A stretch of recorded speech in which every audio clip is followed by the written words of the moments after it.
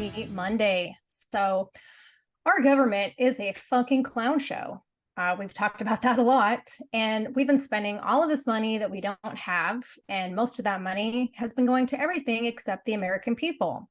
And now we have this impending government shutdown deadline that's approaching next Saturday, September 30th. And so, unless Congress passes a continuing resolution or comes to some kind of agreement, federal government funding will run out. And I swear, Stephanie, I feel like this is deja vu because we just had a similar conversation about a government shutdown threat a few months ago in May. But once again, we're in a situation where Congress and Biden have to come to some kind of agreement to either raise or suspend the debt limit, or we can't pay our bills, which frankly, we aren't really paying our bills right now anyway, because we just keep extending our non-existent credit.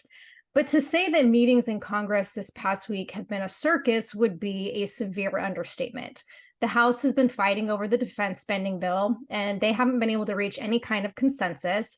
I'm going to quote directly from an Epic Times article, which stated, quote, during the debt ceiling debate in May, McCarthy promised to address the budget concerns in the appropriations process. He had months to align support, even as Congress was adjourned over the summer. But now, at the 11th hour in the appropriations process, the Republican leadership has yet to pass or even debate any of the 12 appropriations bills. 2 attempts this past week to bring the defense appropriations bills to the House floor have failed. And on Friday, McCarthy said the GOP must pass a continuing resolution to keep funding the government because he can only pass 4 of the appropriations bills in the House before October 1st. And the hardliners have said no, end quote. So basically, we have a lot of senators and House members who are pissed at McCarthy, and you have several Republican and Democrat members of Congress that are refusing to approve the requested $300 million in security assistance to Ukraine. So we're a week out from a government shutdown, and so far, no agreement has been reached. Yeah, and it's always the 11th hour, I feel like. It drives me crazy. And of those 12 appropriation bills, they only passed one before going to recess in August. So now they have to rush through 11 in the last minute. Like, why is this pattern repeating itself over and over and over again? And I was listening to a video that Marjorie Taylor Greene put out, and she was saying that there is absolutely no reason why they should have taken a recess in August when the government shutdown was looming. And she's absolutely right. And I want to play a clip from her video. It's a little bit of a long one, but I think it's important because she was one of the people that voted no, and she explains exactly why she did so. And I got to say that I agree with her. So let me play that clip for you. See the news or don't know what happened.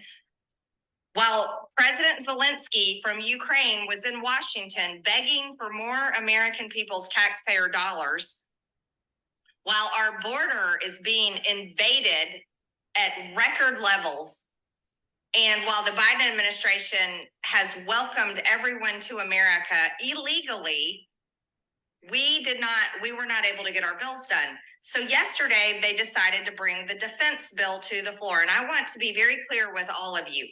All week long, as a matter of fact, all year long, I have told every single one of my colleagues, I have told the press, I have told my district, I've posted on social media 1,000 times, I am not voting for one single penny to go to a war in Ukraine. Didn't see the news or don't know what happened. Okay, so I don't think the whole thing played. But basically, she told everybody that she would not be voting for this. And if they wanted the Ukrainian funding, they could put it in a separate bill and vote yes for that there. And they didn't do that. They didn't listen to her. And so she voted no. And then they come along and tell her, okay, well, if we take that out, then will you vote yes?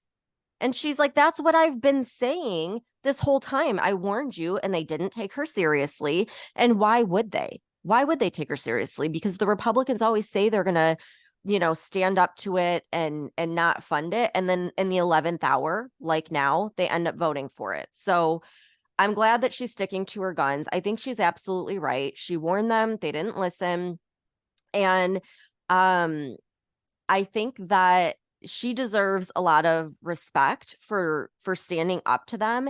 And she brought up a really good point too, that um you know, it happens like every single time where they threaten the government shutdown. In the last minute they reach a deal, and it always ends up with Democrats getting what they want, because at the end of the day they stick together and they vote together, and the Republicans don't. They're so mixed, they can't get on the same page with anything. And in the last hour, they never want the government to shut down, so they cave. And then it just hands control back over to the Democrats. So it's like pointless even having a majority. It's the same pattern every time. So it's refreshing to see people like her. And also, you have like Matt Gaetz that's standing firm on this issue.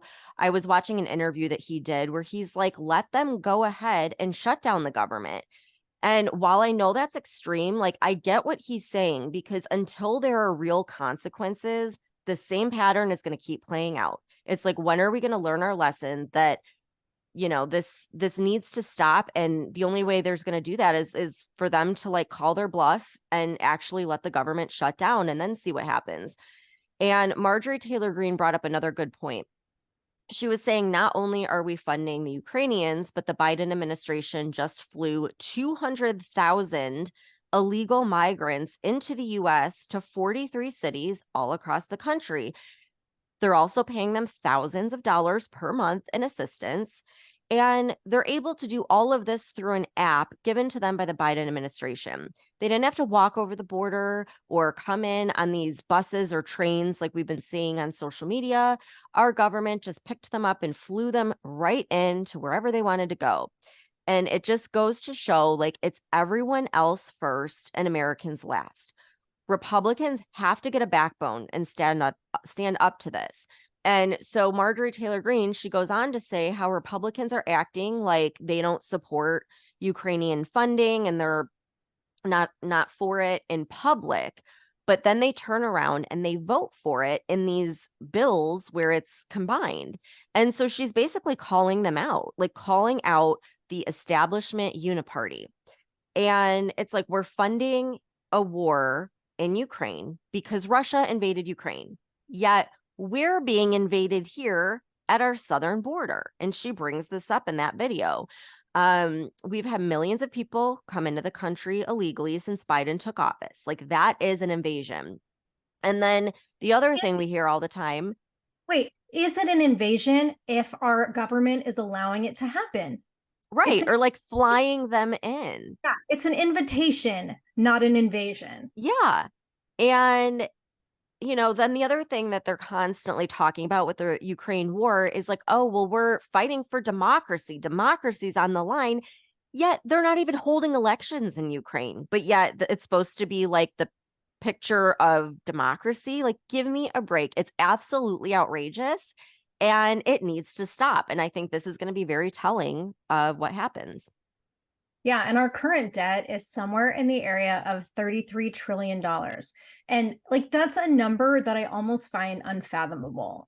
And that Epic Times article I was referencing earlier, they liken this by saying that this number is approximately $250,000 per taxpayer. Do you know how many people, taxpayers, will never even see that amount of money in their lifetime?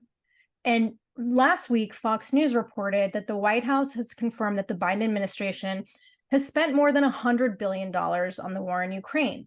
But there are calculations by the U.S. Department or the U.S. State Department Office of the Inspector General that said that number is closer to $113 billion, because you have $62 billion being dispersed through the Pentagon, and then you have another $46 billion going through the Department of State.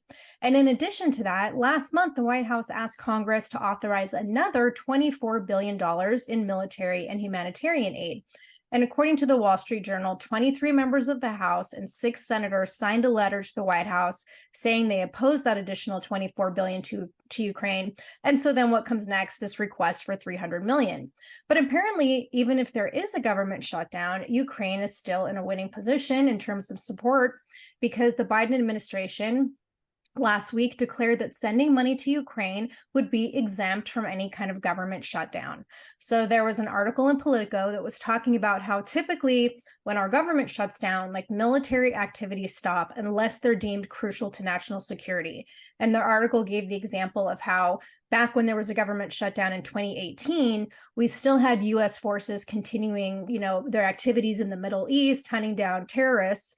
But here at home, we canceled training for, tens of thousands of National Guard and reserve troops.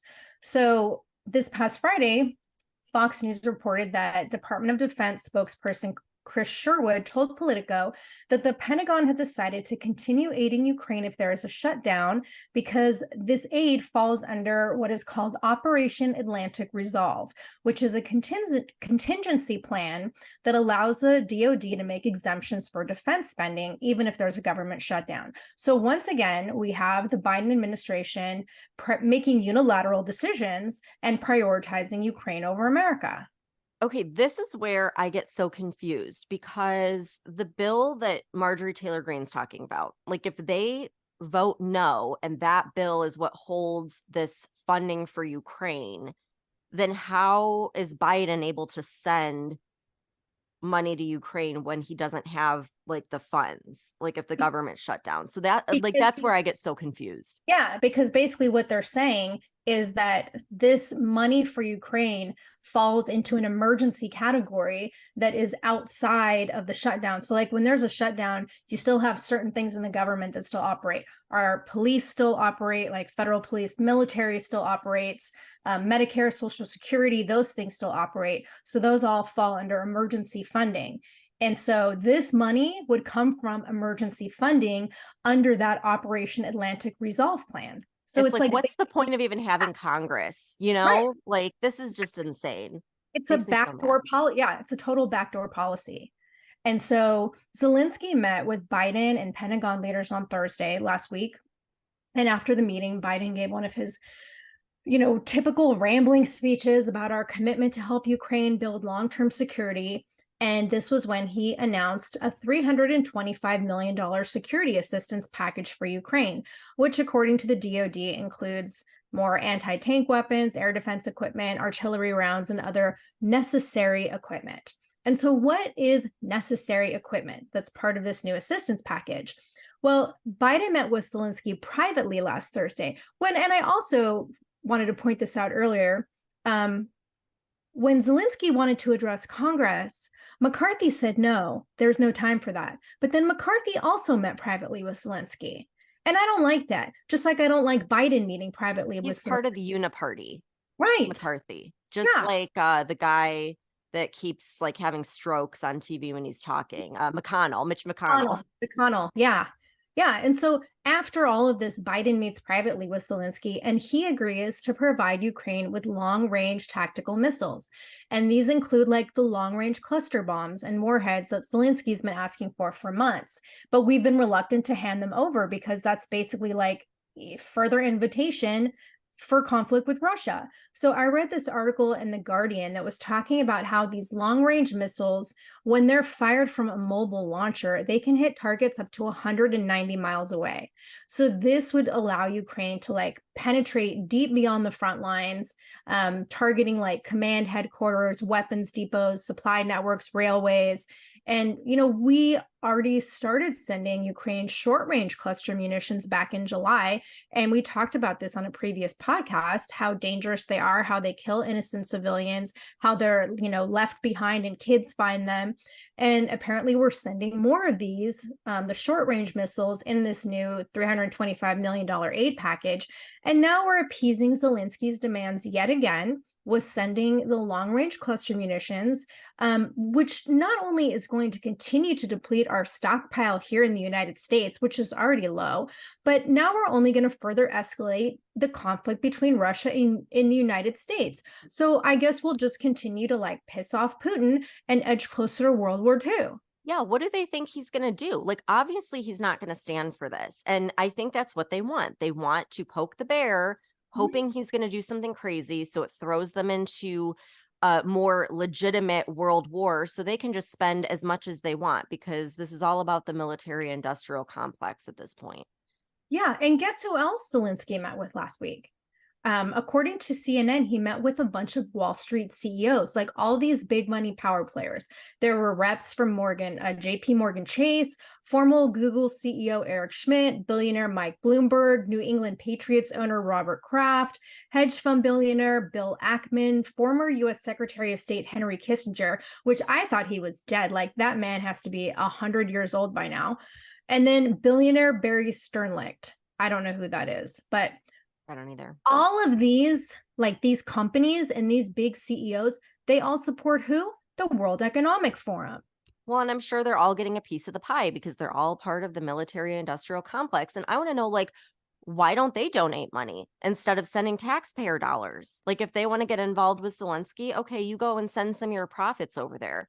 But it's never going to happen. It's just going to keep screwing the American people. Yeah. And the American people are getting tired of this shit. Like we are, as much as even people who supported the war in Ukraine, like people are sick of it. Even back in July, there was a CNN poll that indicated 71% of Republicans, 55% of independents, and 38% of Democrats felt that Congress should not be authorizing any more funding for the war. And I also read an article in the Lexington County News that was talking about how back in August, 70 House Republicans, which I guess is like about a third of the caucus, they voted for an amendment that would cut off all aid to Ukraine. But then, of course, that amendment was killed on the House floor. Well, and now with the Republicans having a majority, they could use that to their advantage if they would all get on the same page, but they never freaking do that. I don't know how anyone, I don't care what political party you're in, how anyone can support this outrageous spending at this point. Like, I get how people supported it in the beginning, but now, what are we, 2 years in and all this money we've sent? How can they do that? And it's not just the money. I mean, the money is a huge thing, but it's the risk that they're putting all of us at by putting us right in the middle of this unnecessary war with Russia that is nuclear armed and is, buddy now with China. I mean, it's insane. And I want to play a clip. I've had really bad luck with clips lately, so bear with me. Hopefully this one works. But I want to play a clip from Senator Rand Paul because he lays things out so perfectly and he makes really good points that the Biden administration really doesn't have an answer to. So hopefully this clip plays because I want you to hear this. I will not consent to any expedited passage of any spending bill that provides any more American aid to Ukraine. It's as if no one has noticed that we have no extra money to send to Ukraine. Our deficit this year will exceed $1.5 trillion. Borrowing money from China to send it to Ukraine makes no sense. It's not as if we have some sort of rainy day fund sitting around, trillions of dollars in a pot of money. We're just going to send that to Ukraine. We're going to borrow it. When we borrow it and create new money to pay for that borrowing, we create the inflation that is plaguing our economy. Since the beginning of Russia's war in Ukraine, the American taxpayers provided Ukraine with $113 billion. Over the 583 days of war between February 24th, 2022 and the end of the month, that averages $6.8 billion per month or $223 million per day. There's a lot of things that we need to fix in our country before we borrow money to try to perpetuate a war in another country. When will the aid requests end? When will the war end? Can someone explain what victory in Ukraine looks like? President Biden certainly can't. His administration has failed to articulate a clear strategy or objective in this war, and Ukraine's long-awaited counteroffensive has failed to make meaningful gains in the East. With no clear end in sight, it looks increasingly like Ukraine will be yet another endless quagmire funded by the American taxpayer. So I love how he just gives a very unbiased, common sense perspective. And he makes a great point. What does success look like? They can't define it. They can't tell us. You know who could define it was Trump when he was asked that. And he said, I want people to stop dying. They're dying. That is what success looks like. Stop the death and destruction. The Democrats have no answer. They just say, oh, democracy. Like, they have no clear end in sight because they don't plan on ending it anytime soon. This is going to be another lifelong war, like Afghanistan. So speaking of crazy Ukraine bullshit, I've got to kind of veer just for a second and talk about this insane ambassador to Ukraine that has just been appointed by Zelensky. So this is according to the Telegraph. They reported that Marina Abramovic is now appointed by Zelensky to be the ambassador to Ukraine.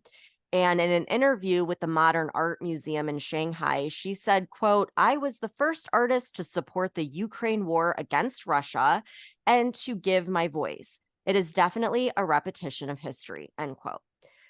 So I knew this name sounded familiar and she looked familiar. And I looked it up, and she's the one that we see in all of these Hollywood elite circles with people like Lady Gaga, Jay-Z, Kanye, and Kim Kardashian.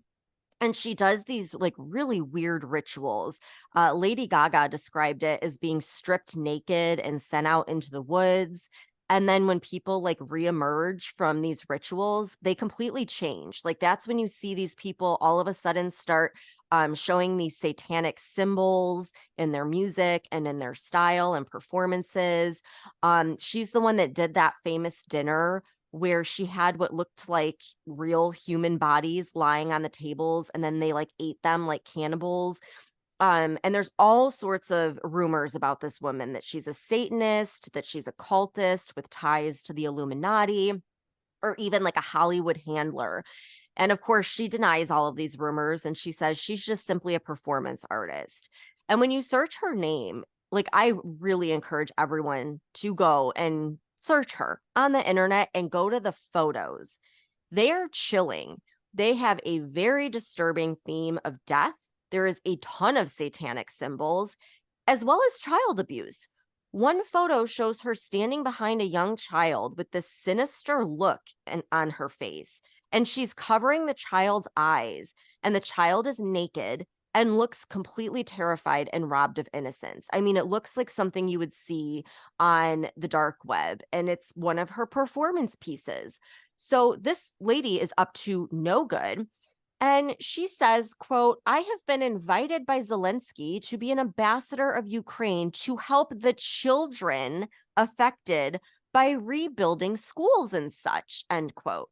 Very vague there.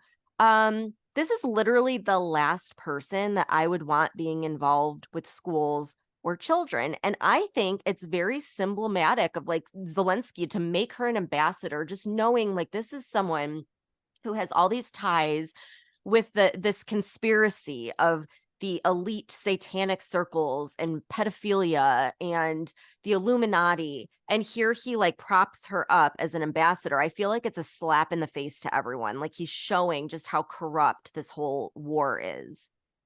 Well, look at the military spokesperson, Sarah Ashton Cirillo.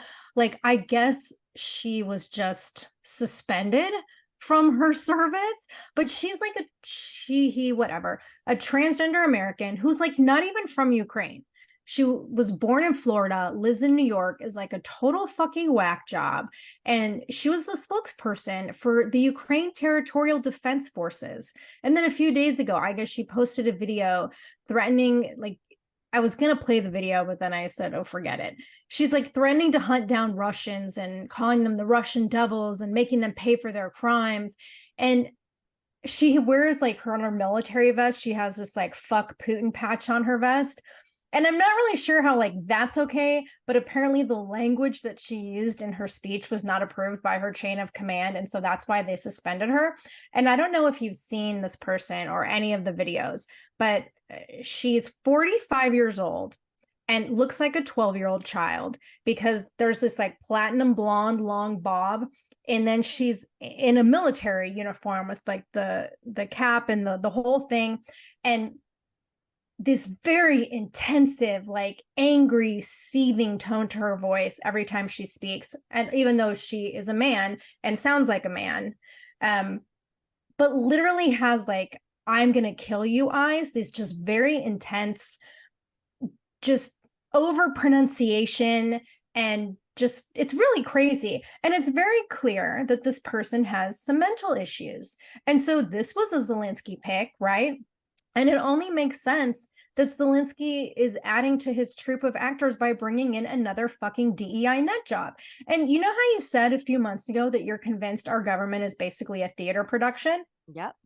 Yeah, that's what, like, this whole war in Ukraine is a theater performance. Zelensky is quite literally an actor, and he somehow ended up with this starring role as the dictator of Ukraine. And he's surrounding himself with other actors. And it's like you're picking from the crazy pile. And I feel like there's this contest going on between the US and Ukraine about who can put more ridiculous clown people in positions of power. Yeah, and he's had all of these actors and like that Greta Thunberg and now this Marina Abramovic. And then have you seen any of the videos from his acting career? They are like multiple videos of him dressed as a woman, like dancing. And it's just like, I feel like everything they're doing is symbolic of this weird, freaking cultish elite group. And it just freaks me out. Like, I don't think there's any good intentions behind any of it. No, just like there's no good intentions behind our current federal administration. And I want to talk some more about what it would mean for America and just regular, normal, everyday Americans if Congress does not come to an agreement and there is a government shutdown. So I'm going to switch gears from Ukraine for a minute here. So members of Congress, if there's a shutdown, they're still going to continue to get paid. Doesn't affect their salaries. The US Postal Service will continue to run because that falls under that emergency category, along with active duty military personnel. And thanks to the Inflation Reduction Act, the IRS will also remain fully staffed to make sure that we all pay our taxes. But aside from them, there are going to be thousands of federal workers that are going to get furloughed.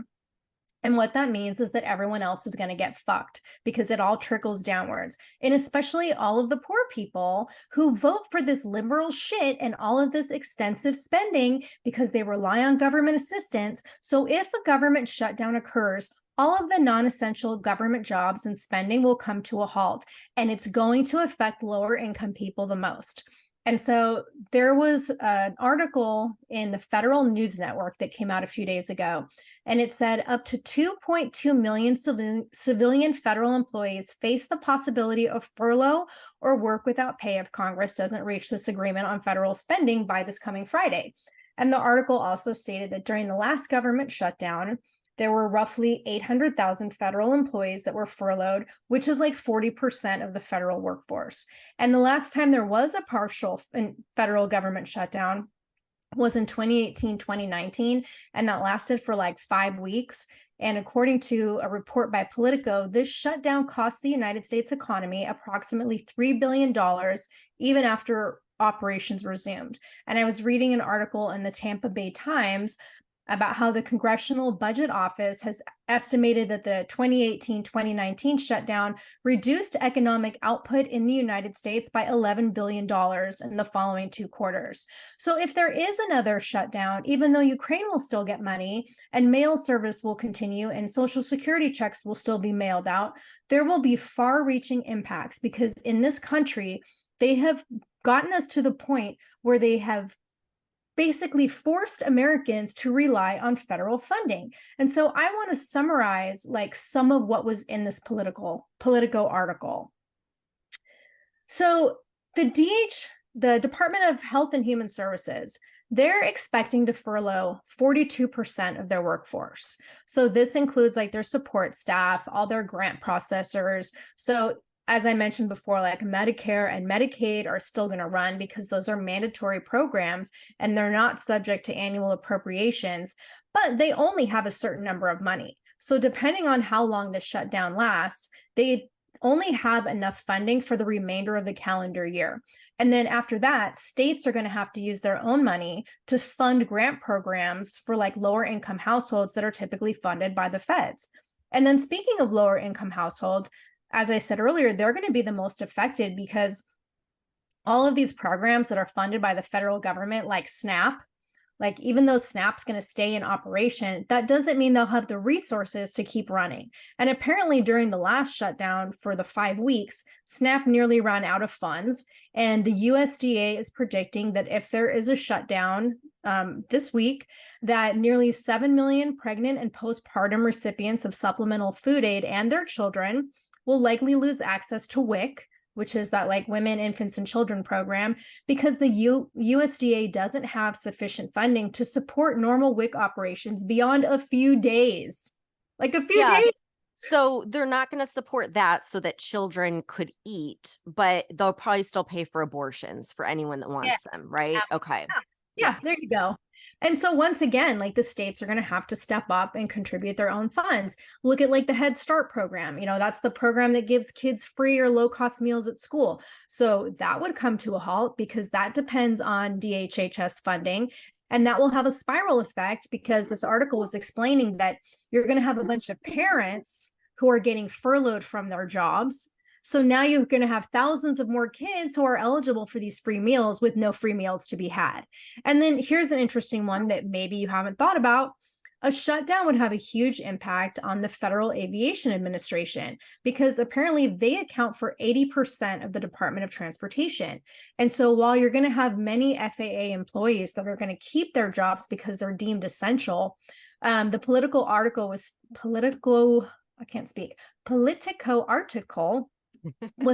stating that training new air traffic control specialists would stop. And then so would like aviation rulemaking, facility security inspections, development and testing of new technology and safety standards, law enforcement assistance support, and basically most functions related to finance and budgeting and administration. And 3/4 of the Department of Transportation's Inspector General's office would be furloughed. And like technicians and inspectors that work for the FAA as contractors would be furloughed. So this has the potential to be very damaging to travel.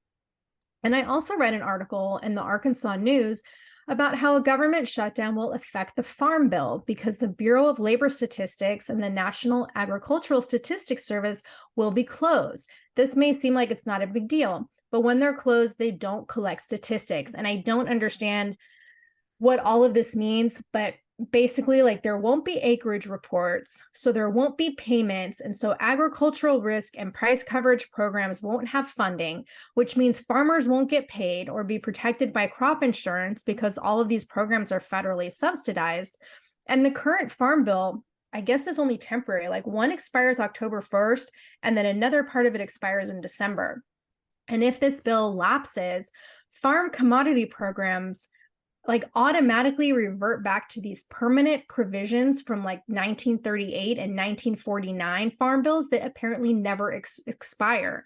So unless we, renew the current bills, they automatically default back to these older bills.